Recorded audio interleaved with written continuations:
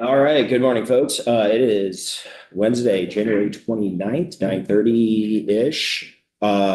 We have folks from the cannabis sector in today to talk about legislative priorities and a little bit of input and insight from them as to where the market is.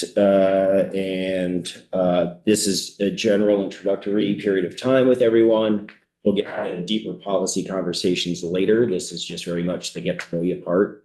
Some of us have a lot of experience with folks in this room, some of us have none.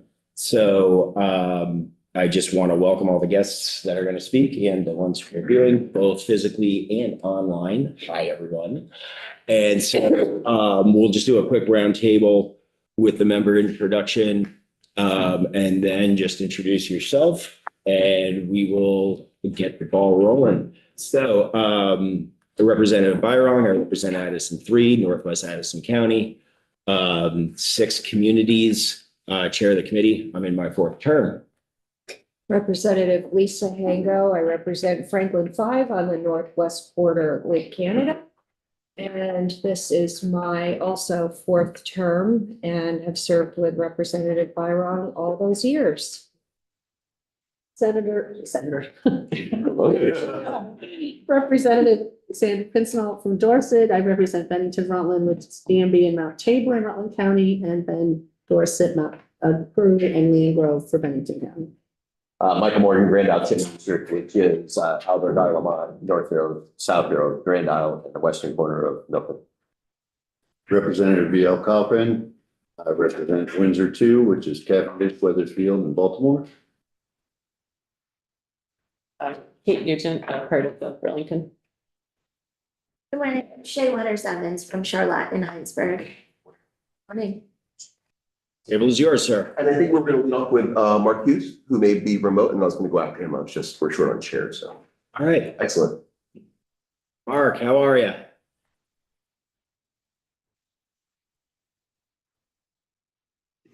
Good morning. I'm well, thank you. And thank you, Mr. Chair, for inviting the Cannabis Equity Coalition for testimony this morning, as well as the Land Access Opportunity Board. Greetings to and congratulations to all of our newly elected committee members. And special shout out to the veterans. Thank you for your service. I'm also a retired Army warrant officer. And I just wanted to just give you a shout out there. It's pretty important to me. I'm just here just to open up. I've got a pretty small role. Wanted to give an introduction on the Vermont Cannabis Control Board. I'll tell you a little bit more about me. I've been in the state for about 16 years and been doing some of the work in the legislature. I'll tell you some more about that at another time. This is kind of more just kind of getting to know you. So definitely happy to be here. The Vermont Racial Justice Alliance, where I'm the executive director through Black Leadership. The Vermont Racial Justice Alliance addresses the root causes and impacts of systemic racism with an approach that includes solutions ranging from platforms and initiatives, outreach and education, community engagement and support, and cultural empowerment programming. The Alliance works, they span across a broad range of activities to ensure the accomplishment of the mission, and that is to secure sustainable power, to ensure agency and provide security for American descendants of slavery while embracing their history and preserving their culture. So proud to be here as one of the representatives of the Vermont Cannabis Coalition, the Vermont Cannabis Equity Coalition. Also, we serve on the board of the Land Access Opportunity Board. The Vermont Cannabis Equity Coalition shares a vision for cannabis economy in Vermont, which is racially just, economically equitable, agriculturally accessible, and environmentally sound. We envision a Vermont cannabis market where Black and brown and poor folks are assured the equitable opportunity for success with every aspect of this industry. This vision for a racially just economy is grounded in an understanding of our true national history and the impacts of systemic racism. Also the history of the criminalization and the disproportionate and violent enforcement of prohibition in communities of color and poor communities, and a necessity for mechanisms to repair being established by members of those communities most impacted. And in this decentralized economy, scale appropriate regulations facilitate and prioritize small businesses, outdoor cultivation, and distributed access to wealth generated by this industry to community members throughout the state. Cannabis is grown, packaged, and distributed in ways which protect and improve soil health, water quality, and account is taken for climate change, mitigation, adaptation, resilience, and human health. As I said, I was going to be brief today. I just wanted to note that in most instances, I would be in the building. I'm not in the building today, nor do I have plans on being in the building anytime in the foreseeable future. And part of this has to do with an interaction that our table had last Friday with a law enforcement officer in the cafeteria who was clearing the cafeteria from folks who were, I guess, done eating. And that was disturbing, that there was a law enforcement officer that was there in that function. And I've already contacted all of the leadership on this matter, and we'll be working with the leadership to try to get to the bottom of why it's necessary for law enforcement to come in contact with us in the cafeteria in that manner. So I wanted to state it emphatically that that's the primary reason why I'm not in your committee this morning. The reason why I'm at home, and it's the reason why you will likely not see me in the State House in any time in the foreseeable future, and you will not see our constituents and we're also urging our partners that as a result of that interaction, in the manner in which it left me feeling unsafe, that we've got some work to do in the people's house. And it's unfortunate, and you should know it, particularly given that by Rule 25, you have oversight of all law enforcement in this state. So I thank you for your time today, and what I'll do is I'll move on from here, and I'm happy to take any questions. All right. Mark, I'm happy to talk to you more about that later because I haven't heard a word on that scenario. So let's find time to talk in the near future because I'd like to get a deeper understanding of that interaction. Happy to do it. And I would just add to that is I have received word back from the speaker and the president pro tem, and I will circle back around with them. It seems that they think that that a micro solution to a macro problem is appropriate, and that is somehow or another that it makes sense for this to be resolved by a simple discussion with me and the sergeant at arms, which is kind of skullduggery. But we'll, as I said, we'll get back to that, and we'll have more conversations. The whole thing is fresh. You are House Government Operations, and Rule 25 is yours, and so is law enforcement. And I thought you might want to know. I appreciate the awareness, Mark. I do. Any questions for Mr. Hughes while we have him? Well, please stay on, and if any specific questions for you arise, just we'll call to you in that moment. Thank you. Thanks for the input. Thank you, Mark. Good morning, committee. For the record, my name is Jeffrey Piscatella. I'm the executive director and co-founder of Vermont Growers Association. We are a founding member organization of the Vermont Cannabis Equity Coalition. Thank you for inviting us to committee today. Before I begin, I just want to say congratulations on your committee appointments, particularly the chair and the vice chair, and hope you guys have a productive session this year.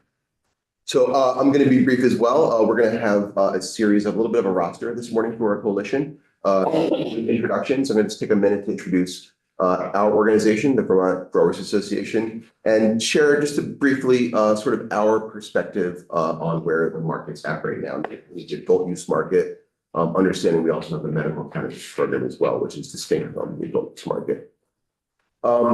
So Vermont Growers Association is a 501c4 member-based nonprofit.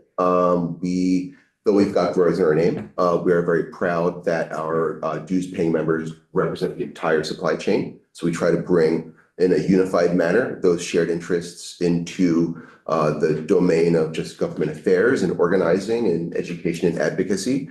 We are proud that we do believe we are likely one of the oldest and if not largest representative nonprofit organizations in the sector with almost 100 members now.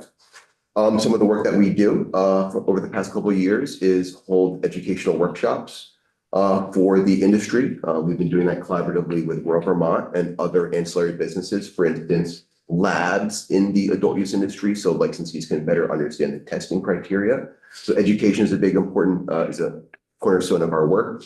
Some of the other things that we do, I'm just going to skip through some things. We stood up a grant program the other year, which is basically an emergency relief fund for our adult use licensees. As we may be aware, because of the relationship with the federal government, adult use licensees in this state and all states are not typically eligible for the extent of federal relief in situations like, natural disasters and hurricanes and whatnot. And so we stepped in to try to fill that role. We are proud that last year we had 11 individual grantees that we awarded funds to, and that came with about just over $30,000 worth of monetary assistance to them. So those are everyday Vermonters who really should be getting this relief elsewhere. This State House did a great job in standing up some of the small business support over the years, but this industry needs more than that. And so we stood up that activity as well. So that's just a little bit of what we do at the Vermont Growers Association. Where's the market at right now? So we are approaching the 3-year mark for this adult use marketplace. There's about 600 active licensees. And the market is performing from a revenue standpoint. In April of 2023, the cannabis excise tax surpassed the alcohol excise tax. So these are significant numbers. Beneath these performance metrics are, it's really a mixed bag. And if I can impart anything on you in my brief moments here in introductions, and I look forward to having more thorough conversations on specific policy matters when we discuss legislation in the coming weeks and months. And this is really important to us as an organization, and that is bringing the voices of small farms, small producers, manufacturers, retailers, wholesalers into places like this. And there's a lot of pain right now, committee, in the adult use market. It is a challenging market to survive in, especially if you're a small producer. Some of you may have heard these sentiments in your districts. Tier 1 cultivators, Tier 1 manufacturers, retailers, there are market structural issues. There are inequities, and not in regulation, but in market crafting statute that we need to address. And we're going to bring some of those priorities forward in this committee. Some of those solutions involve implementing some form of direct sales for our small producers. No matter how much, say, technical or financial assistance that we afford these licensees, if the market is inequitably stacked against them, then there really is challenges with arriving at viability for these small farms and businesses that ultimately that matriculates viability of the entire market. Well, I mean, if we have our small craft producers going out of business and struggling, retailers will have no product to sell. So it really impacts the entire supply chain. It's not all doom and gloom. There are possible solutions here, but I just want to impart that on the surface, the market is definitely performing, but we have some work to do. And this is not just including those who are in the market. We want to be aware. The enabling statute, right, for this regulated market, the charge really is transitioning Vermont's robust legacy industry and doing it in an equitable manner. we are not done with that work. We are not done transitioning the legacy industry. And mind you, it would also include legacy customers as well. That's important. There are some customers in this state, and judgments aside, they will not purchase in the regulated market until they're able to get it directly from a producer. Because that's how they've been doing it in the legacy market all these years. So there's some things to think about. I look forward to having more of these conversations in the future with everybody. These are important issues. And I'll stop there. Happy to take questions. We're going to pass it off to Graham at Rural Vermont after me. So. No, thank you for that. I mean, we've been talking a lot over the course of the last few years. One of my goals, and I actually want to recognize Representative Boyden is online. She's home from a ski injury, but she is tracking all this work while she's recovering. She is the one who's going to be working directly with me on the cannabis policy this year. Perfect. So for all of you folks, just to know, she is the direct point of contact for these conversations, and I will work with her as it develops, but she's going to play a big role in that for this biennium.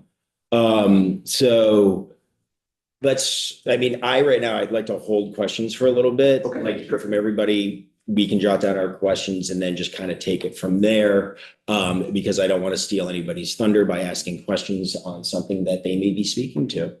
So. Perfect. Thank you. Thanks, committee. Thanks for your time. And up next, Graham.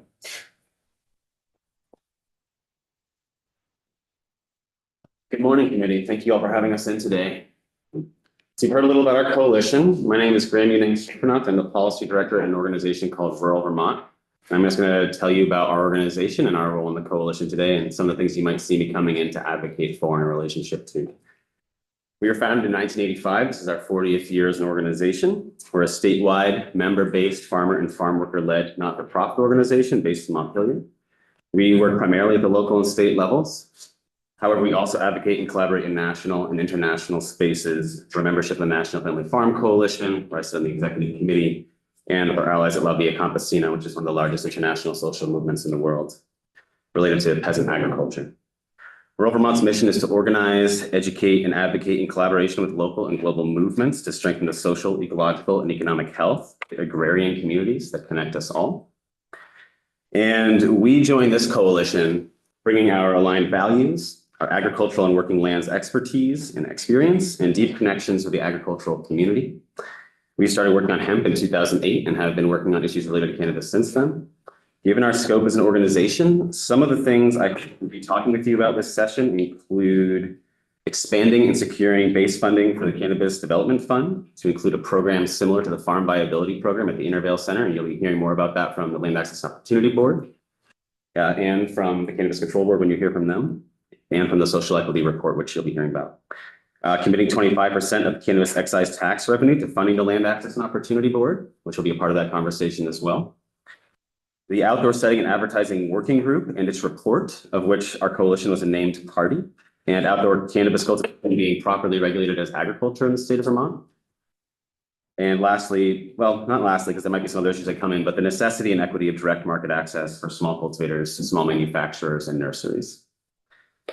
I believe there'll be opportunity to speak to these going forward. So with that, I'm going to invite, I believe, who's next here? Amelia?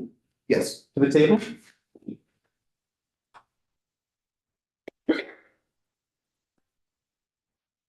Oh, maybe Amelia didn't make it.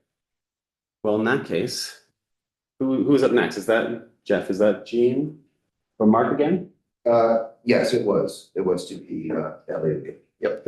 Jean.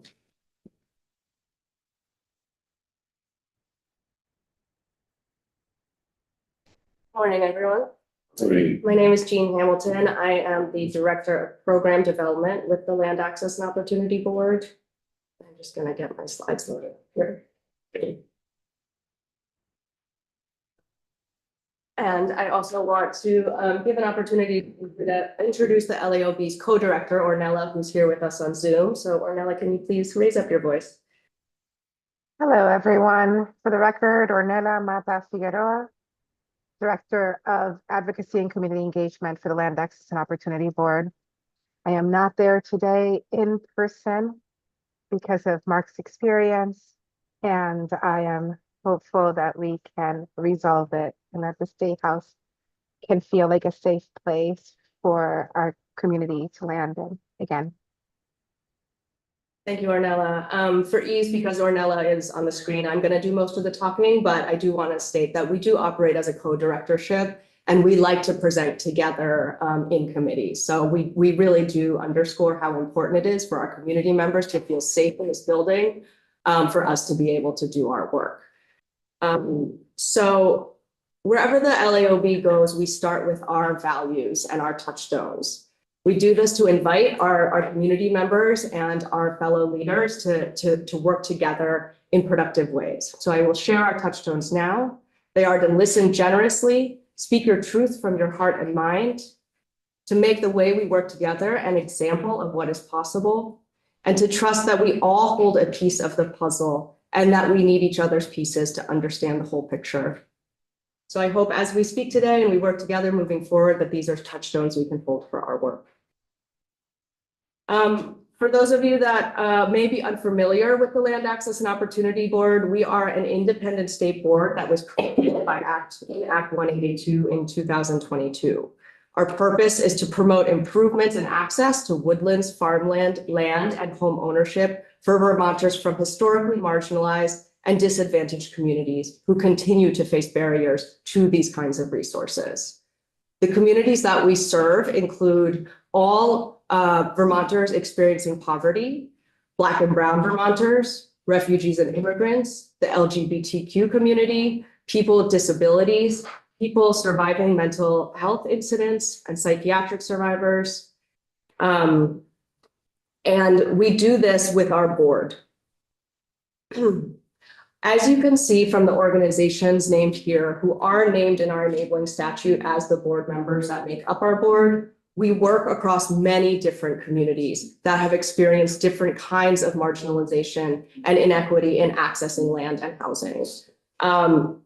These organizations were appointed to give our community members voice in policymaking, recognizing that to get to the best policy solutions, we really need to hear from the people that are experiencing how policies may be falling short.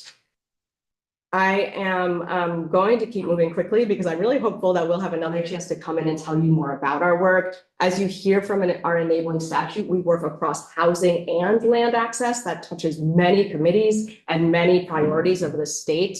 And so we would love to tell you more about all of that. For today, we're going to focus on the work that we've done with the Cannabis Control Board and the Cannabis Equity Coalition, and our appreciation for being included in a working group that looked at the Cannabis Business Development Fund and how the CCB can meet its social equity goals. So part of that report that CCB and our working group submitted this year recommends that 25% of the excise tax be invested into community reinvestment activities to create the economic conditions so that all community members can participate equitably in our economy, and in this case, specifically in the cannabis marketplace. What that looks like is that would be a $5.6 million investment. And this is our budget projection of how we would use those funds. Most of that money we would like to allocate to direct investments into the hands of Vermonters to empower them to build homes, buy homes, access farmland and other kinds of land. Again, we have in these materials, which I believe you all have as slides, some breakdowns of what that budget looks like. But again, really hoping that we'll have a chance to come back in and talk about that in more detail. And just as a reference, so you know what I'm talking about with that report, this is the report that the CCB submitted to the legislature and the General Assembly. And these are the slides that speak a little bit about the impacts of the legacy of policing around drugs and how that has impacted the economic well-being of targeted communities. And this is the recommendation that our friends at the Equity Coalition and also at CCB have recommended of how we can invest into our communities to empower them to succeed. So I will pause there because I think we're nearly out of time, and we'd like to, Time is a floating target. okay. Yeah, no, thank you, Jane. Okay. No, so this is good information for those who are returning and also new to start digesting. So I'm glad you got kind of granular here because these are going to be parts of the conversations that we're having as this continues once we have the bill and which is being drafted right now. We have a lot of moving parts in there. I've had good conversations with Lieutenant Governor Rogers as well about what some of the shared goals are. And so I had a preliminary sit down with him on that for about a half hour last week. So, but I appreciate the detail, especially around the funding request. I mean, we are seeing a notable sum of money coming in with the different tax structures with cannabis. So it'll be an interesting conversation with us as a policy committee and then within the money committees as to how we start making decisions in and around the application of these dollars and how they can help. So I really appreciate that. I'm sorry, I don't know if I should keep sitting here. I know that there are questions for everyone, so would you like me to stay here or go back to my seat? I mean, feel free to stay there right now. We'll see how things kind of play out. Do we have any direct questions right now for everyone before we ask for? Should have Amelia as well. She should be doing it. Oh, Yeah. Do you have anything you'd like to add? Oh, Yeah. Amelia is there. All right. Hey, how you doing? Good to see you. Took me a moment, but I got here. All right. Yeah, my name is Amelia. Hello to the committee. Thank you for allowing us time to speak today. Hello to the chair. It's good to see you again. I am the communications director for the Green Mountain Patients Alliance. We are a 501c4 member-based organization that advocates for progressive change within the medical market. You can see our most recent collaboration with the CCB in their recent report that was released on the medical program that included our recommendations for oversight, especially as we come into this new era of adult use licensees in the retail market being allowed to sell tax-free to medical patients, high potency products that are not currently allowed on the adult use market. We have a long list of other priorities that include accessibility, affordability, and ensuring higher product quality for our patients. So if there are any questions, I'm happy to answer that, but also happy to just kind of move on.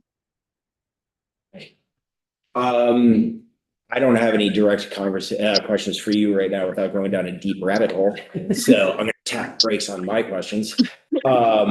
Anyone else have anything for the folks with this first group that's coming in? Bill. I just, because I'm trying to get acronyms sorted, on the agricultural use and exemptions, it's allow for non-abutting spans. And what is the spans? If somebody from the agricultural can answer that. It's an acronym for parcels. Do me a favor, just for the identify yourself for the record, just so like people who are tracking know. Thank you. Graham Unique Strucknock, rural Vermont, and I don't know the actual definition of the acronym, but what we're referring to is this limitation. Essentially, if you are cultivating in a business, you cannot have part of an operation on one part of your property and another part of the property if they're not contiguous.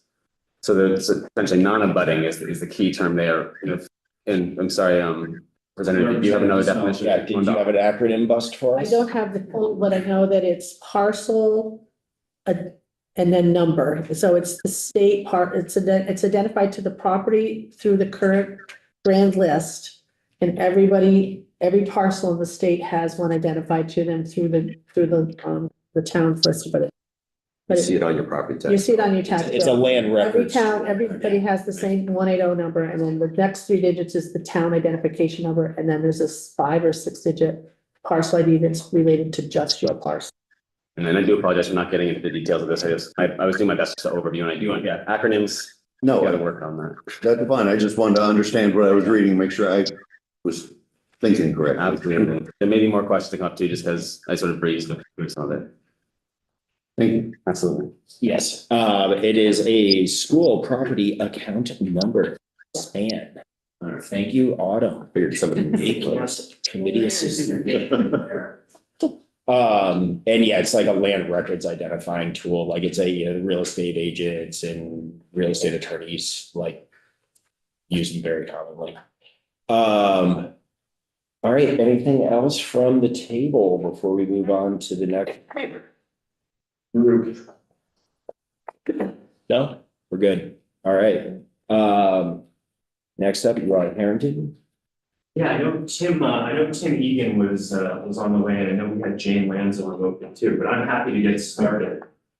If that would, I think we have plenty of time because if you want, we could call it for 5 minutes and see if Tim's around, because I've done a lot. It makes too much of a difference here. I'm happy to go. Okay, please go ahead. And I do have a screen that I'll share. He's on your stage, right, Mr. Egan? Hey, all right. You want to, Tim, you're up actually right now. If you want to take a second and get yourself. Pebbles, yeah. Across the Connecticut River, here I am. My apologies. So. Yes, I'm sort of Used to jumping in. It's all good. Chair, nice to see you again. Thank you so much. My apologies. And I see you have a new title from the last time you joined us. Was it okay without a jacket for the formalities? Thank you.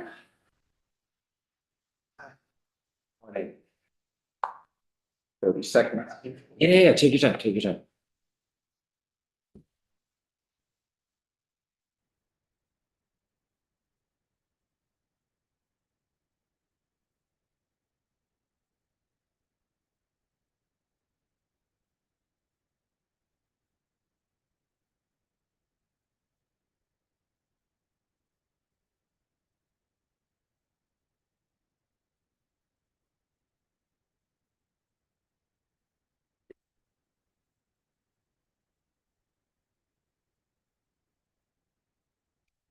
Good morning, Mr. Chair and esteemed members of the Committee on Government Oversight, Government Operations and Military Affairs. My name is Timothy Egan, and I'm here to testify in support of all the small business men and women in Vermont's cannabis industry and the support of business infrastructure that has grown in Vermont since you passed adult use legalization in 2018. I'll just give you some reference points of why I'm here, even though I'm a resident of New Hampshire. For reference, I served in the House of Representatives in New Hampshire, Grafton, representing Grafton District 1, which included Franconia, Lisbon, Lyman, Sugar Hill, and of note, Monroe, which borders the Vermont towns of Barnet, Reigate, and West Hartford along the Connecticut River. I served there from 2018, was reelected in 2020, and then left the House in 2022. I highlight this because it's important to recognize that the integral part of a business relationship that exists between Vermont's Northeast Kingdom and New Hampshire's North Country. Small businesses in agriculture and tourism see past border lines when they are relying on vendors and customers.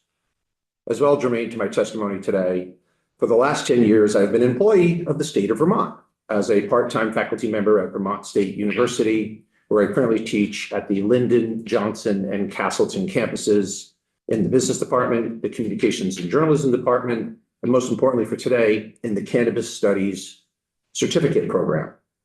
I highlight this aspect because I teach cannabis and I coordinate the program's internship program.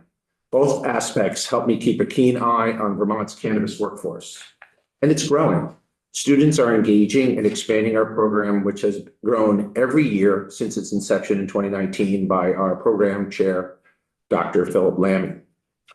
Be it undergraduates or adult learners, we have had 60 students earn their 12 credit certification, which includes courses in cannabis, cultivation, culture, and an internship. As well, we have placed more than 100 students in the cannabis workforce.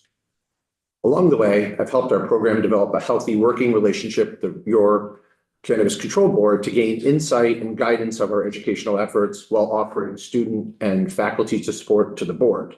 Of special note, we found the first research intern for the control board that came from our Castleton campus. We've worked on supporting social equity licensees with interns, and I currently serve on the social equity working group to help assess issues impacting small and sometimes fragile social equity licensed growers, processors, and retailers. Yet it's the most recent naming that you mentioned, Mr. Chair, to the board of Vermont Normal, the National Organization of Reform of Marijuana Laws, has a chapter here in Vermont.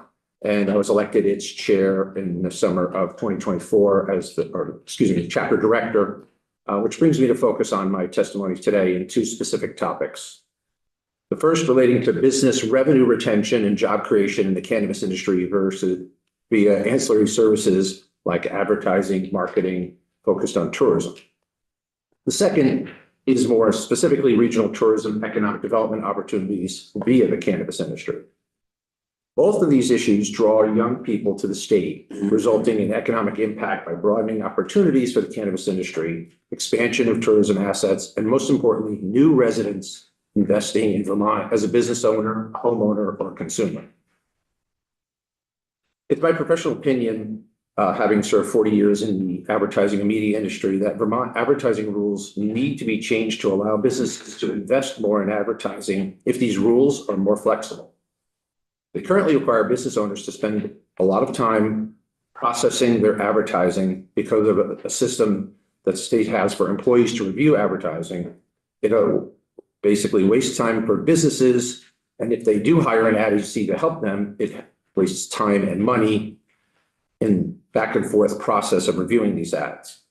Another aspect of the advertising process that hampers businesses is the amount of ad space that they need to buy for the elaborate warning that needs to go onto the product. If they can advertise this product where a preponderance of the audience, if they can only advertise this product where the preponderance of the audience is 21 or above, then how much of the safety warning needs to be as hefty as it is. As well, the safety warning is costly for processors if they have to fill a lot of their packaging space with safety messages that could be better off stating where the cannabis was grown, where the seeds are from, and the scientific lineage, which are things that make consumers more comfortable than just hearing an often repeated, repetitive safety warning. Lastly, the information hand card required for dispensaries to display and provide to consumers is costly and time consuming. That is on the backs of the small businesses. For 60 years now, in legalization of adult use, this hand card has been needed. But it's not required in border states like Massachusetts, Maine, and New York. And it allows those states and their businesses to have a more competitive advantage against small businesses in Vermont.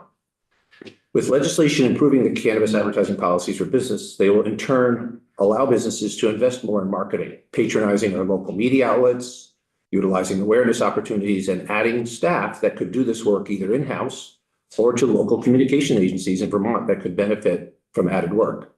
When local businesses succeed, they put more money back into the local economy through fees, wages, and sponsorship. The second topic, regional tourism, can benefit from changes in cannabis legislation. By looking at creating either event licenses or social consumption allowances, it recognizes that a large aspect of the cannabis industry audience in Vermont are those who are interested in the outdoors, be it skiers, snowboarders, snowshoers, people that enjoy the outdoors also enjoy cannabis products. Having the opportunity for a ski mountain, for example, to have an accurate ski party outdoors, being wise and respecting the anti-smoking indoor rules, this could create more opportunity for the ski mountains to retain more customers in their après-ski offerings and allow more people to choose to take overnight stays versus day visits. It would give more opportunity for tourists to come to Vermont in the winter and enjoy everything that Vermont has to offer. Our ski industry is ripe for the utilization of this type of opportunity. Equally important is allowing cannabis licenses to be tied to catering, weddings, events, festivals, or outdoor concerts. Any place that we are already creating a one-day liquor license that could be established for a catering of an event, we could establish one for a cannabis license for those state events. As well, the outdoor activities tourists are interested outdoors in the summertime, hiking, mountain biking, kayaking, canoeing, they equally enjoy their cannabis. And that could be a key aspect of what they do after they enjoy their day out, whether it be events or functions. These tourists drive local commerce, they expand workforce, and they grow ancillary businesses that help the consumer, all benefiting Vermont's diverse workforce and regional economy, whether it's concerts up on the lake in Newport or snowshoeing down in Brattleboro. Recently, the Vermont Department of Tourism and Marketing announced that the results of their tourism economic study was that visitors in 2023 spent a record spent a record $4 billion on goods and services. Researchers also found that 15.8 million guests came to Vermont in 2023, showing a sustained return to pre-pandemic visitation. So this report, which I won't read all of it to you, basically says that it found that visitors and the economy support over 31,053 jobs, 9% of Vermont's workforce. So expanding cannabis social consumption policies could keep that trend moving forward and expanding. Lastly, the cannabis industry, from our perspective at Vermont State University, is increasing people's interest in the state of Vermont, especially young adults, whether it be undergraduate students coming to study at the state colleges, whether earning a cannabis studies certificate to augment their traditional business, communication, nursing, outdoor or recreation degree, and focus on cannabis as part of industries that are growing in the state of Vermont. As well, it is drawing adult learners through our one-of-a-kind online programming, which is enticing business owners or those who want to work in the business of cannabis to come study and understand the value of Vermont and its very successful craft cannabis style limited licensing structure, and that I applaud you for. Driving more people to work and to settle in the state of Vermont is an essential, given that it's tied to my state, New Hampshire, as being the second oldest population in the country. We are tied for second after the state of Maine, who also has legal cannabis, but has not yet figured out how to attract this younger audience. You're no concern as much to New Hampshire, who has a stay, work, play program, but they are mired in the policy conundrums and still trying to figure out how to legalize adult use cannabis. This is where Vermont can make strides to create more revenue and attract more young people from neighboring states and help grow an industry that has become a multi-billion-dollar industry in the nation. As of 2023, it is a $1.6 billion industry in Massachusetts, our neighbor to the south. So I state all that to let you know that I have focused my attention on the state of Vermont to try and be supportive of what I do within the university and in my role at Vermont NORML, which tries to represent all of the consumers and all of the ancillary business folks interested in the industry of cannabis. And I'm look forward to hopefully testifying more in front of you in the future as a resource for the cannabis education community. And I look forward to taking any of your questions this morning. Thank you. Thanks, Tim. So just NORML as an entity is it the oldest legalization advocacy organization in the country? I feel like it's the one that I'm aware of being around. Ourselves and the Marijuana Policy Project are the two leading nonprofit organizations in the country. The MPP is a nationalized organization with members in different states. NORML has specific statewide chartered chapters. So we have to apply to become a chapter. When I took over, I had to check in with the national office, make sure that they were comfortable with my credentials when I was named to the board. And then I was elected by the board to be the new director. Any questions from anyone at the table? How are things going with the course of studies? Just like a little bit more in depth of what's going on with the Vermont State College system and the programs that. We are very excited. Actually, the program is expanding. In the last year, Dr. Lammy and I have developed 2 courses to add to our existing 4 in our hopes to become either a minor or an associate's degree. We've created a wellness program tied to the success and the growth of the nursing programs at our schools. So a wellness course focusing on how medicinally or psychologically cannabis use can assist folks. And then I have been developing, based on the conversations with the business community and the control board, a compliance course. What's hard with a brand new industry is, especially an industry like this, where legacy folks have not been working above board before, are now having to think about how do we follow rules. They may have been growing cannabis for 30 years and do it well, but now they have to figure out how to make sure there's a minimal amount of mold, or that their packaging needs to have, not just a cool, funky logo, but has to have some information that educates the consumer. So we've developed a compliance course. So we're adding to those 2. The other thing that we're in the process of finalizing is an articulation agreement with Vermont Law and Graduate School, where we'll be able to utilize their Vermont cannabis law program, where they focus on legal aspects of hemp, THC, tied to agriculture and their agriculture program. So things are growing and progressing. What used to be a program that sort of mostly ran out of the Castleton campus, we now have students from every one of our 5 sites taking courses, and we have a large amount of adult learners utilizing VTSU Online, which is really a sort of a really smart approach on how to develop not only a regional brand for Vermont State University, similar to the way that Southern New Hampshire University has done that, but as well be able to excite those older adult learners to come back to school in a sector where they think there's an opportunity for growth. So not just myself and the program, but we have support all the way from President Berg and our Dean, David Kupferman, the Dean of Social Sociology and Psychology, where our program resides in. So there seems to be a lot of support within the Vermont State program. I can articulate that. And one thing that happened last year was the new director of the online school came to us and said, can you take your existing program, bring it online? We did that for the last 2 semesters. Our numbers have increased again. So we are seeing this as an interesting leverage point for the university to make itself something unique that is hard and as you all know, what the state colleges have been through. I've been there for 10 years. I'm on my 3rd name in my same office. So, with the way that we can figure out how to make things that are unique, that really draw people to the state and to the university has really been that sort of focus of the program leaders, which is myself, Dr. Lamy, and our agriculture cultivation professor, Jonathan Kaplan, who lives in Peacham. Now, Mr. Ian, just real quick, a little like vocabulary immersion for newer members who may not understand or know how we are using the word legacy within the context of these conversations. Legacy growers are folks that grew cannabis before it was legal. Pretty simple. Thank you. Yeah.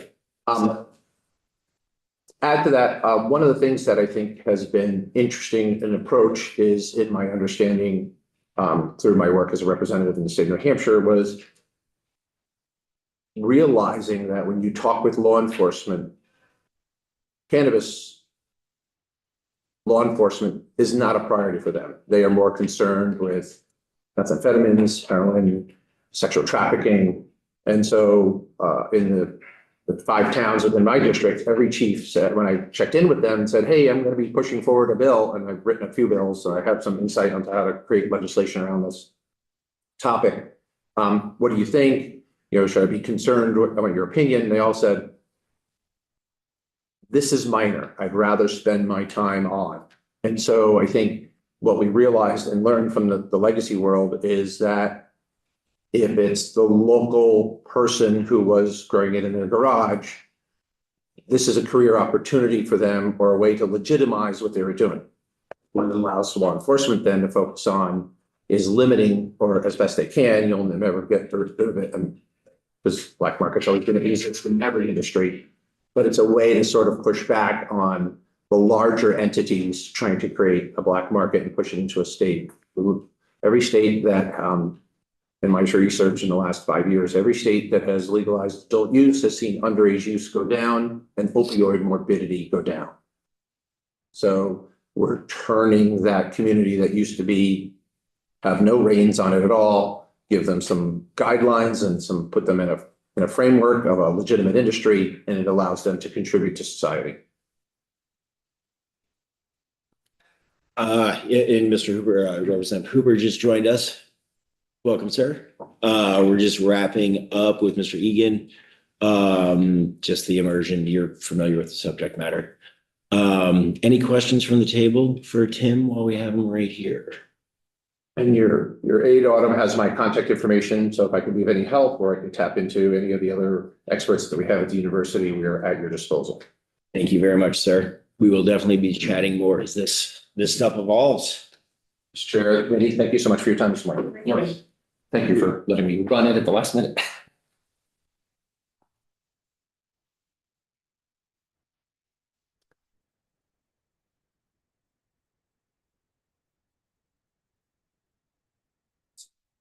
And Autumn, I will share my screen if that's.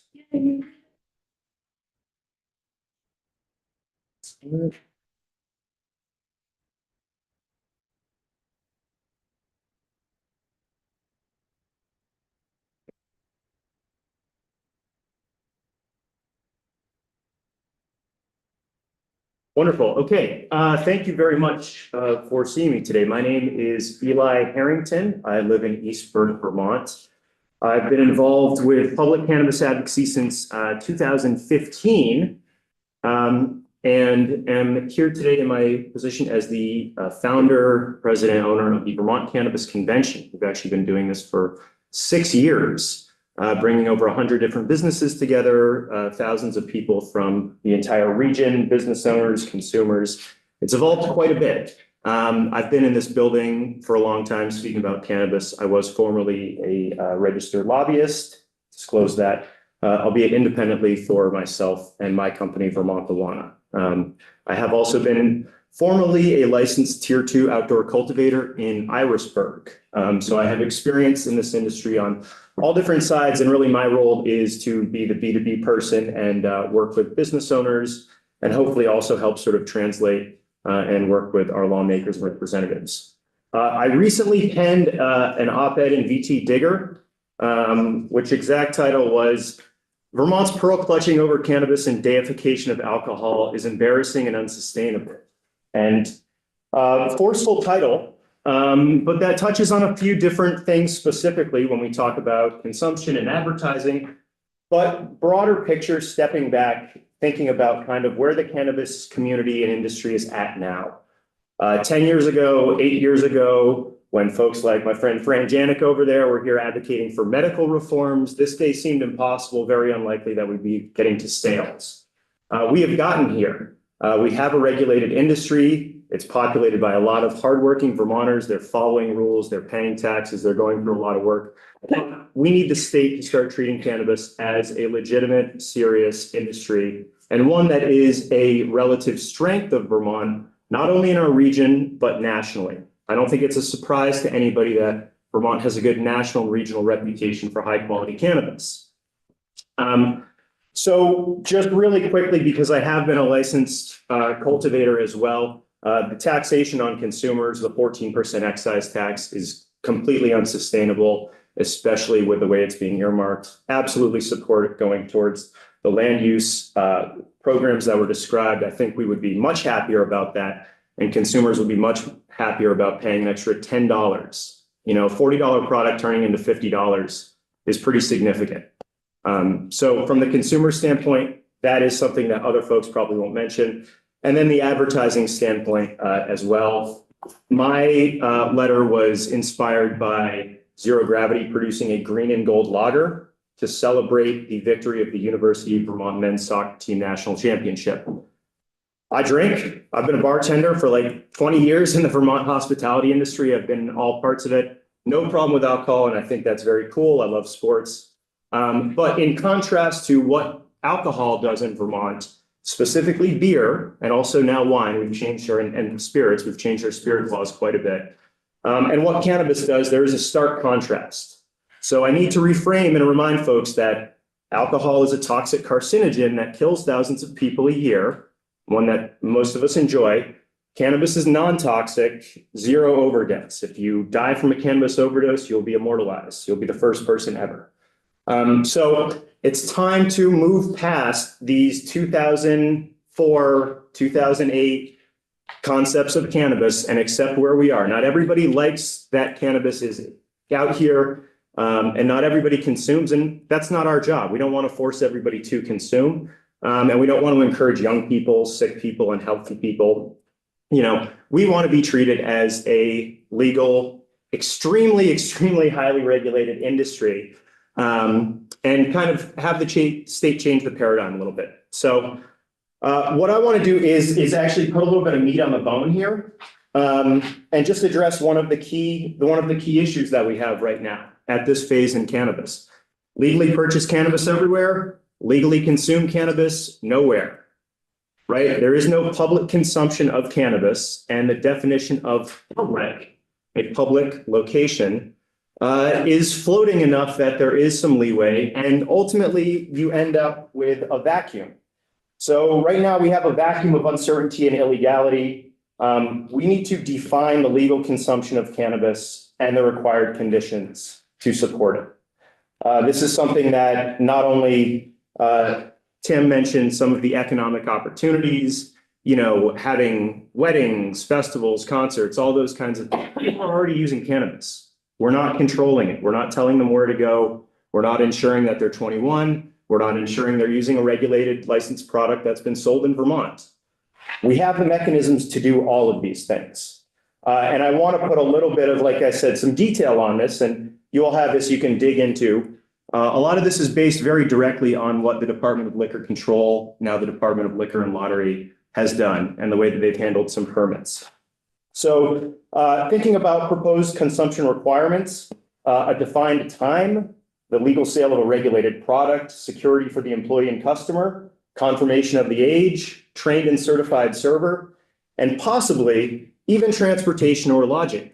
In 2018, we hosted a large festival in Jeffersonville celebrating the end of Prohibition. I and other organizers worked closely with Sheriff Marcoux, Lamoille County Rescue, the state police, and we actually made a plan because we knew people were going to be consuming there. It was legal to do, right? And so working with law enforcement, working with the EMS folks, we said, hey, we'll have shuttles there. If everybody's concerned about driving, we'll get shuttles. People are concerned about driving still, there's camping, there's lodging. So the point of this being, however draconian and unreasonable the concerns might seem to those of us in the industry and those of us who use and consume, we have mechanisms that can address those concerns. And we have proven these in the past. So the solution to me is a beer garden for weed. A temporary cannabis catering permit similar to alcohol. I don't need to give folks here a history lesson on Vermont legislation, but thinking really about the way that Vermont's beer industry really emerged and took hold. And I say this as somebody who's been a bartender at Parker Pie, at breweries, knows the beer scene really well, right? What made Vermont really special is that you could go to the brewery, you could sample it, you could buy it, and eventually you could even take it home with you as well. So that started with temporary event permits, and rest in peace to Bill Mars. A great time to recognize him, really working on his back here. So temporary event permits. This is something that that breweries started using, people doing tastings in a pop-up tent outside of a brewery, right? That's how the Vermont beer industry got really started. So the alcohol event permit example, and again, we can really, I put a lot of detail and thought into this. And this is also informed by previous conversations with Skylar Jeanette at the Department of Liquor Control. It was called then, Sheriff Marcoux, others, and somebody who's been licensed to serve alcohol in this state. So thinking about this catering permit for cannabis that really is similar to alcohol, it provides a local control. That's something that's really important. When there's a wedding, you have to go get your catering permit stamped by the town clerk. Now, some places it's like a rubber stamp because it's so easy. They've done it forever. Some places it's a little more discussion. When we did this cannabis event in Johnson, they couldn't stop us because we were on private property. So we got to have a really productive discussion about how are we going to do this in a way that makes the town comfortable.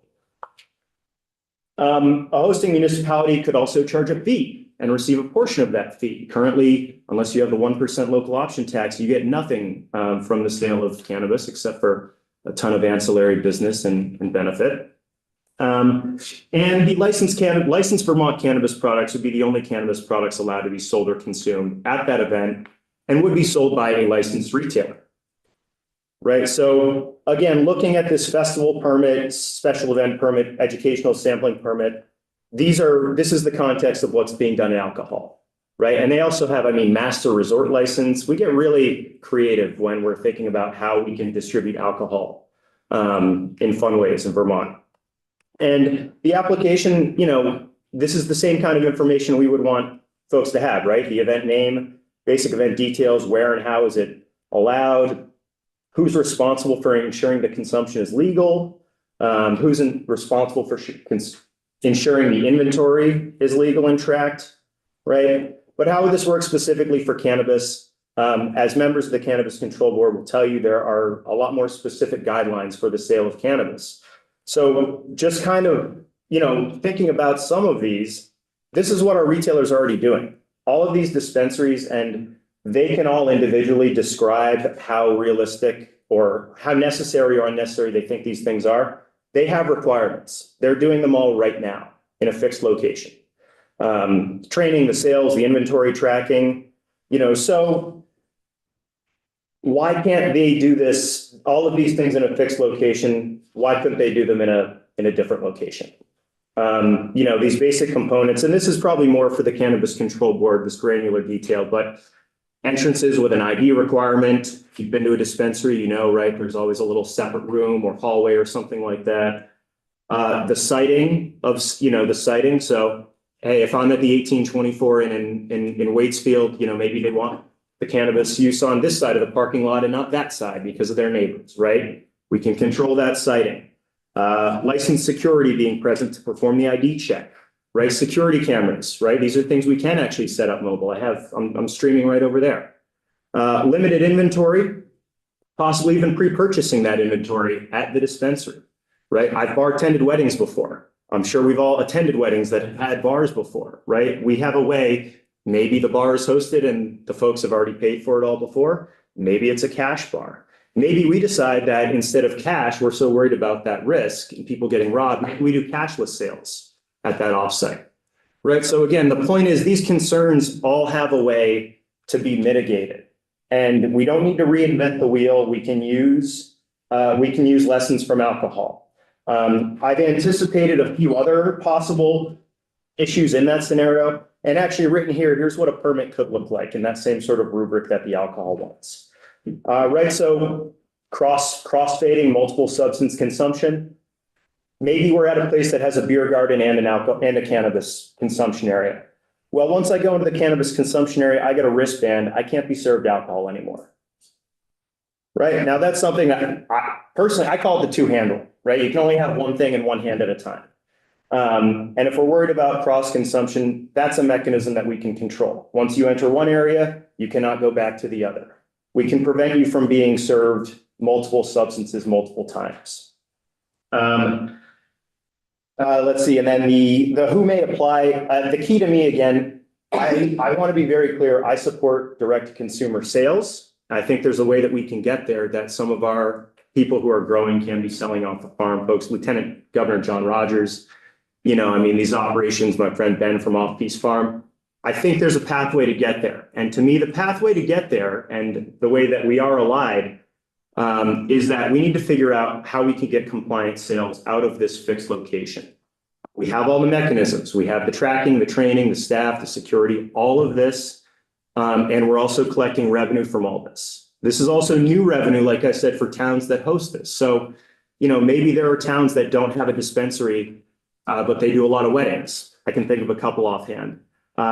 It's up to those towns. Do they want to let one venue have cannabis events and one venue not because of the propriety? I leave that up to the towns and the individual venues to determine.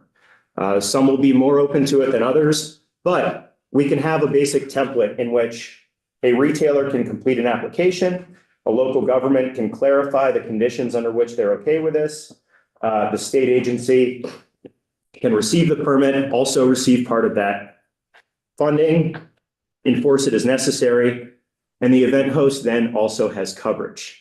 That's one thing in the hospitality industry. These folks are totally exposed. If we're not controlling for the legal consumption of cannabis, then they are not being protected, them as a venue, right? So this is another thing for folks, that uncertainty, that vacuum that we don't have with consumption right now. It's not just bad for consumers, and it's not just bad because we're missing all of this potential fun, creative stuff. It's bad because right now we have all this consumption, but there's no determination. It's on a case-by-case basis. And business owners, event organizers, venue hosts, they are left with no guidance and all the exposure. Law enforcement doesn't want to come to your venue because somebody's smoking pot outside. Not in 2025. my solution is to control this, put in a mechanism in which the people who are trained to do this right now, these retailers, can take their staff. We start getting this. And really just sort of break through all of these things with cannabis reforms I've seen in the last 12 years. Our worst fears are expressed. We spent a long time convincing people they're not going to happen. Reform changes, and then there are some changes, there are some shifts, right? Maybe it's a little bit of adjustment, but the sky has not yet fallen, knocking on wood here. But it is time for our industry to take this next step, and not just as a regional advantage, but just for plain sustainability. You know, these small businesses, agricultural businesses, you can't really make it just selling a product. We need the tourism, we need the white labeling, we need the events, we need to reach these consumers who they're stopping at the Massachusetts dispensaries before they come to the wedding. You know, maybe they're stopping at the one in town before they go to the wedding, right? There's no reason they shouldn't be buying Vermont cannabis while they're here in Vermont, just because they're not stopping at the dispensary. Representative Pistol. Yes, regarding the fees, is that liquor control fees or is the town getting that as well? That's up to you folks. I mean, I think what's important is that there's a split. I think that, Us, our committee? yeah, I mean, like I said, Developed any policy on the subject matter. I've been giving a version of this presentation for 5 years. And like I said, after those conversations with the Department of Liquor Control, because really, like I said, that fee, that incentive, the one thing I will note is that for folks who are really doing this by the book, if they want to serve cannabis at an event, they're going to have to get an insurance waiver, which is going to be extremely expensive already. So I would suggest that anything more than $500, you know, we're probably going to be paying $3,000+ from conversations I've had, if I was to get an insurance waiver for this type of proposal. So I would really encourage us to keep it under, you know, $500. But Stowe might say, if you want to do this in Stowe, it's $1,000, and you know, Barnet might say, if you want to do it in Barnet, it's $500. So again, that's where I think there needs to be maybe a minimum and maybe also a maximum to that same point if we are going to do this. But towns can just say no and just deny that waiver completely. And I think it's probably going to be venue specific ultimately. You know, I mean, for the Burlington waterfront, you know, is certainly different from a bed and breakfast. So we have a big slug of testimony starting at 11. I do want to take a break for a little bit with the committee, so I just want to be conscious of time here. Did we have one more? Yeah, we do have one more, Jane Alonzo. I know that Jane is very sick, and I know she's sending Chris here to participate later. Is she on the Zoom? No, she doesn't drink. Okay. Last I heard was that she was sick and couldn't. Okay. Well, I know he's not on the agenda, but I'll just recognize Sam Bellavance is in the room if you folks are looking for other industry perspective. Sam's part of the group Crab. He's also Sunset Lake cultivator up in the islands and Lake Effect too. So another person who's another resource here for you folks to tap into. So And you folks are going to be in the building throughout the course. yeah, we've got a press conference at 12:30, and then from 4 to 6, we'll have an exhibition up in the cafeteria with about a dozen businesses. They're not bringing any weed, but they will have examples of the packaging. You folks can see this kind of stuff, talk to them. And these are all business owners who are there. So encourage you to please stop by from 4 to 6, Munchies at 4:20 in the cafeteria. It's easy to remember, at least. It's not stereotypical. I was like, wait up. Cookies and brownies just happen to be cheaper, man. This is just what we got stuck with. So It's a black light free environment. yeah. Thank you all very much. Aside note, thank you very much for your time. Any questions for folks before we hit the pause button till 11? Nope. All right. Thank you, everyone. Autumn, take us off. We will be back.